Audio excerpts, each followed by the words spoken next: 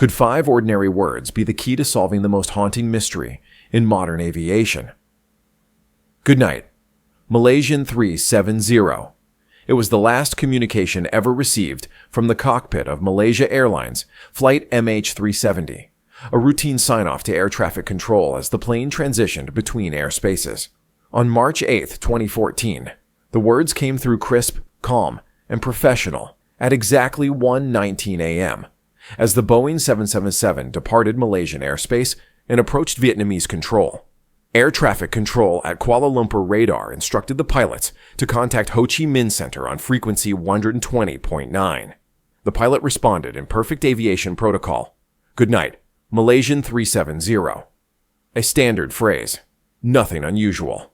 No background noise, no urgency, no deviation from normal procedure. But that moment became far more than just a formality, because just 2 minutes later, MH370's transponder was manually switched off, and the aircraft, with 239 souls on board, vanished from civilian radar. That line, 5 ordinary words, became aviation's most chilling epitaph, and for nearly 2 weeks, those words weren't even reported accurately. On March 17, 2014, 9 days after the disappearance, Malaysian authorities told the public that the final cockpit communication had been, "All right, good night." The phrasing was more informal, slightly unusual. Aviation experts and the public immediately questioned whether this casual tone indicated stress, fatigue, or even a covert distress signal. Speculation mounted rapidly, but then, on April 1, 2014, Malaysia's Transport Ministry issued a stunning correction. The official transcript of cockpit communications revealed the actual words were, "Good night, Malaysian 370. A textbook reply, and one that aligned with international aviation standards. Why the discrepancy? Officials offered no clear explanation, citing ongoing investigations. But the damage had already been done. The change in wording, from casual to official, seeded doubts about transparency, credibility, and whether more was being hidden, adding another layer of uncertainty. Who actually said them? Initial investigations, including voice analysis, suggested the transmission came from First Officer Farik Abdul Hamid, a 27-year-old co-pilot flying without a supervising instructor for the first time on a 777. However, later reports, including summaries of the official transcripts, attributed the final words to Captain Zahari Ahmad Shah, a veteran pilot with over 18,000 flight hours, more than 8,000 of them in Boeing 777 aircraft. The transcript itself does not identify the speaker, and to this day, Malaysian authorities have never provided official clarification.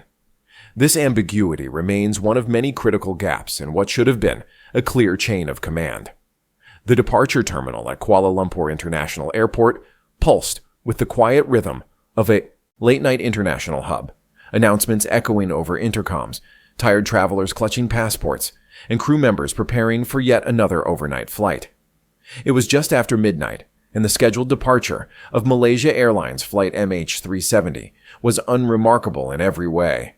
The aircraft itself, a Boeing 777-200ER, sat at Gate C1, gleaming under artificial lights. Known in aviation circles as one of the safest and most efficient wide-body jets in service, this particular model, registration number 9MMRO, had clocked over 53,000 flight hours since its delivery to Malaysia Airlines in 2002. It had safely carried tens of thousands of passengers across continents. There was no reason to think tonight would be any different.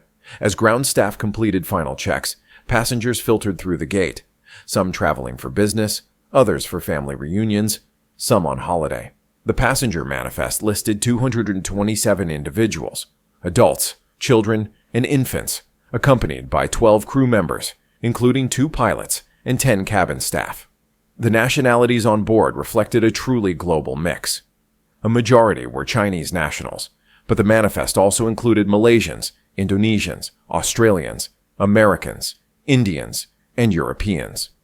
There were also 4 no-shows, passengers who had booked tickets but never arrived. Their names would later be flagged during the initial investigation, but eventually dismissed as routine absences. Their empty seats were reassigned. Among the passengers, no one stood out as suspicious. There were engineers, students, couples on honeymoon, young professionals, and retirees. Everyone had plans. Everyone expected to be in Beijing by sunrise. As boarding concluded, 2 final names were confirmed: Captain Zahari Ahmad Shah, seated left in the cockpit, and First Officer Fariq Abdul Hamid, taking the right. The flight pushed back from the gate at 12:41 a.m., 6 minutes behind schedule. A minor delay, entirely normal. From the outside, there was no indication of what was about to unfold. No alarms, no warnings, no reason to pause or ask questions. MH370 began taxiing toward the runway, the engines humming steadily as the aircraft aligned for departure. The clearance came from tower control. At 12:42 a.m., the plane accelerated down the runway and lifted into the night sky, climbing steadily to cruising altitude, heading northeast over the South China Sea. Everything was proceeding exactly as it should. But within less than 40 minutes, flight MH370 would disappear, silently and without a trace. Captain Zahari Ahmad Shah, age 53, was one of Malaysia Airlines' most experienced pilots. He joined the airline in 1981. He was known to be passionate about aviation, so much so that he built a custom Boeing 777 flight simulator in his home. But there were troubling signs beneath the surface. His marriage was failing. His daughter described his final days as emotionally distant. A family member later said, "He wasn't the father I knew. He seemed disturbed and lost in his own world." He had also left numerous public comments on the social media profiles of young models, including suggestive messages to teenagers barely 18. One of his colleagues confirmed that Zahari had ongoing affairs with flight attendants and said bluntly, his wife knew. Politically, Zahari was an outspoken supporter of Anwar Ibrahim, the Malaysian opposition leader. On the very day of the flight, Anwar was convicted of sodomy, a charge widely believed to be politically motivated. Investigators never proved Zahari attended the trial, but the timing was undeniable. Then there was the simulator. Recovered from Zahari's home, it contained deleted flight plans, one of which precisely mirrored the path later reconstructed from satellite data, a flight south into the Indian Ocean, ending in fuel exhaustion. That flight simulation had no destination. It just ended, like MH370 did. First Officer Fariq Abdul Hamid was in stark contrast. Young, ambitious, friendly. He had flown only 39 hours on the 777 and was completing his final qualifying flight.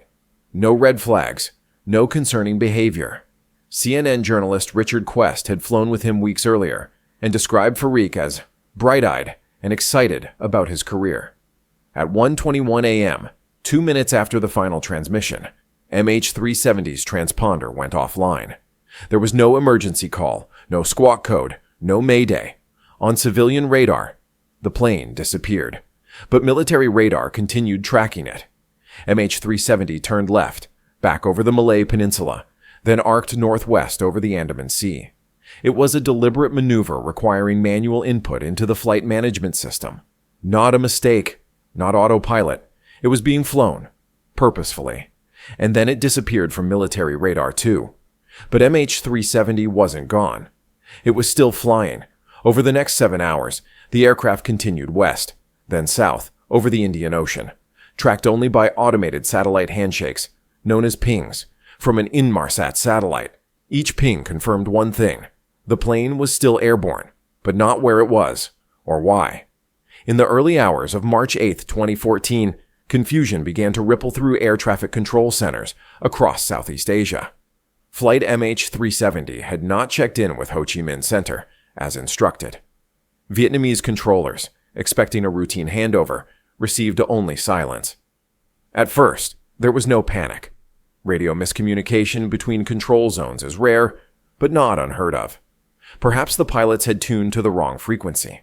Maybe the aircraft had continued north, out of range, or was experiencing a minor technical issue. But as minutes turned into hours, the lack of communication became impossible to ignore. When the flight failed to appear on radar, failed to contact Beijing, and, most damningly, failed to land at its scheduled 6:30 a.m. arrival time, the situation shifted from anomaly to full-blown emergency. What followed was one of the most extensive and expensive search operations in aviation history. Initially, attention focused on the South China Sea. based on the aircraft's last known transponder location. Malaysian, Vietnamese, Chinese, and American vessels were dispatched. Aircraft flew tight search patterns over thousands of square kilometers. Every conceivable corridor of ocean and airspace within the expected flight path was examined. But there was nothing. Not a single trace. Then, just days later, data from Malaysian military radar shifted the narrative dramatically. It revealed that after losing contact, the aircraft had made a sharp turn west, retracing its path across the Malaysian peninsula before curving northwest over the Strait of Malacca. This wasn't a meandering deviation. It was a calculated turn, one that required a deliberate reprogramming of the flight management system. That revelation shattered assumptions. MH370 had not crashed in the South China Sea. It had traveled far off course, and likely for hours longer than initially believed. At this point, the Australian Transport Safety Bureau, ATSB, stepped in, taking the lead on the search based on new satellite data provided by the British company Inmarsat. These data, a series of automated hourly handshakes, or pings, between the aircraft and a geostationary satellite, suggested that MH370 had continued flying for over 6 hours after contact was lost. The signals showed no location, but their timing and frequency enabled engineers to estimate the aircraft's trajectory. Their calculations indicated a long southward arc over the southern Indian Ocean, one of the most remote and hostile environments on Earth. This realization forced the search into a vastly different arena, one where the challenges became not only technical, but existential. The ocean south of Western Australia is deep, unpredictable, and unforgiving. Some areas reach depths of over 6,000 meters, with underwater terrain more alien than the surface of the moon. By May 2014, an international coalition launched a full-scale oceanic search. They mapped over 120,000 square kilometers of seabed, roughly the size of England, using sonar-equipped autonomous underwater vehicles, deep tow systems, and multi-beam echo sounders. They found shipwrecks from centuries past. They discovered geological formations no human had ever seen.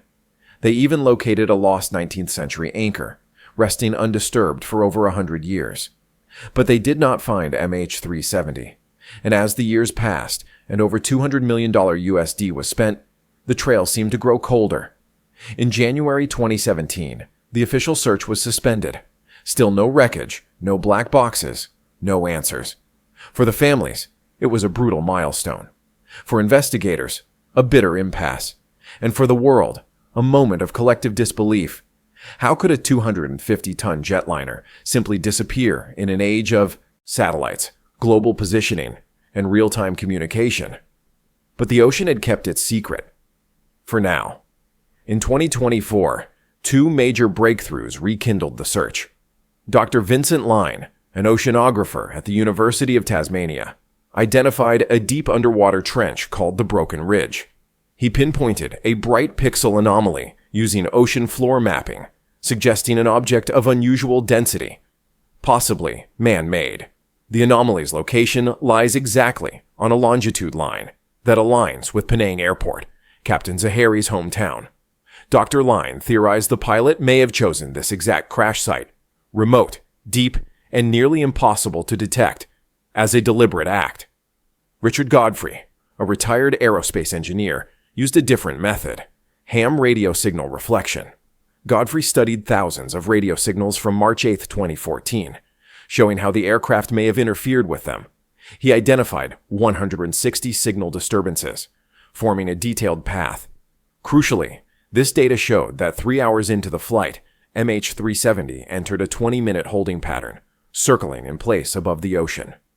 The maneuver served no operational purpose. It suggests intentional delay, control, purpose, and perhaps decision. To this day, families wait. People like Danica Weeks, whose husband Paul was aboard MH370, still live in a suspended state of grief. No funeral, no burial, no closure. In March 2025, vigils were held across multiple countries, marking 11 years of silence. The final Malaysian report in 2018 concluded that the plane was manually diverted, communications were deliberately disabled. The plane flew for over 7 hours before fuel exhaustion, but they could not name who did it. nor confirm a motive. The language was cautious, designed to avoid liability, not reveal truth. As of now, Ocean Infinity is continuing its new 18-month search, using next-generation underwater vehicles, scanning a refined area near Broken Ridge. A $70 million contract awaits, but only if they find the wreckage. 239 people boarded a routine flight to Beijing, and were never seen again. And all we have left, all the world heard, are 5 calm, professional words. Good night, Malaysian 370. Words that seemed routine, but may have been the quiet end of normal life for everyone on board. The search continues.